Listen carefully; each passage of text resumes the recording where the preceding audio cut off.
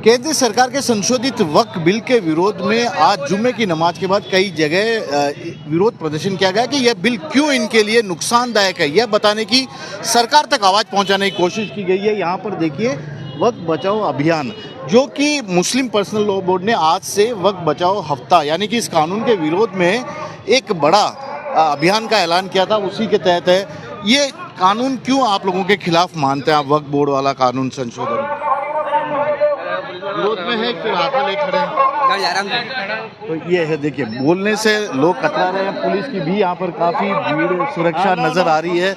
और ये वो लोग हैं जो कि लगातार इस कानून के विरोध में खड़े हैं। और जहाँ तक इनके बोलने की बात, इनका कहना है कि इनके नेता लोगों ने सब कुछ बोल दिया है, ऐसे में ये लोग कुछ भी बोलना नहीं चाह रहे हैं। और यहाँ पर जैसे ही नमाज, आज जुम्मे की नमाज थी, जैसे ही ये ख़त्म हुई, इन लोगों ने हाथों में तख्तियाँ, ये एक बार बताएंगे, ये तख्ती ये देखिए, रिजेक्ट वक्फ बिल। ये नहीं चाहते कि यह बिल किसी भी सूरत में अगर लागू हो जाता तो इन्हें काफ़ी नुकसान होगा, सालों पुरानी इनकी प्रॉपर्टी हो सकता है। ये बिल सही नहीं है, आपको लगता है? बिल्कुल बिल्कुल गलत है सर, ये बिल्कुल ही गलत है ये बिल। किस लिहाज से ये बात बोल? लिहाज से ये है कि ये हमारे जो दिए जा रहे हैं, ये हमारे ख़ानदान के ज़मीन है, मतलब ये हमारे तमाम मुसलमानों का है, ये आपका ज़मीन नहीं है।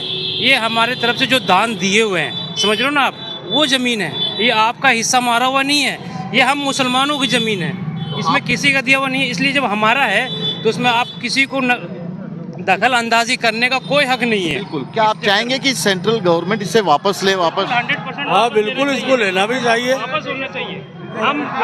हम अगर मंदिर मस्जिद सर एक मिनट, गृह मंत्री जी बोलते हैं कि इनको विपक्ष गुमराह कर रहा है, वक्फ बिल के ऊपर गुमराह कर रहा है।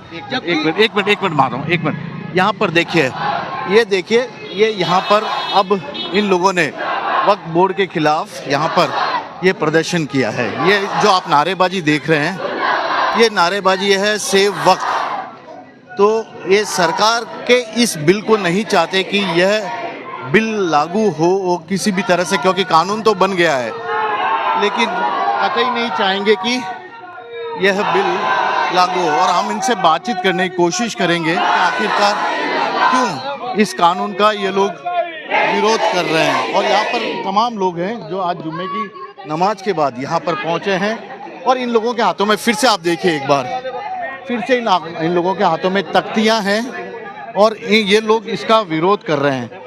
और MIM पार्टी के हैं, यानी कि असदुद्दीन ओवैसी, जो पहले ही लोकसभा में इस बिल का विरोध कर चुके हैं, उन्हीं की तरफ से इसका विरोध किया जा रहा है। भाई साहब, विरोध किया जा रहा है, क्या वजह आपको लग रही है? क्योंकि सरकार के लिए सब कुछ सही है। देखिए सरकार को वक्फ की जमीनें चाहिए, इसलिए सरकार कह रही है कि सब कुछ सही है। सरकार को मुसलमान से मोहब्बत नहीं है, मुसलमान से ज्यादा नफरत इस सरकार को, मोदी सरकार को जितनी नफरत है उससे किसी को नहीं है। ये सरकार हमारी वक्फ की जमीन हड़पना चाहती है, इसलिए ये बिल संसद में लाया गया है। ऐसा कहते हैं कोई भी विरोध प्रदर्शन एकजुट होकर अगर करें तो उसका फायदा होता है, सरकार तक आवाज पहुंचेगी है।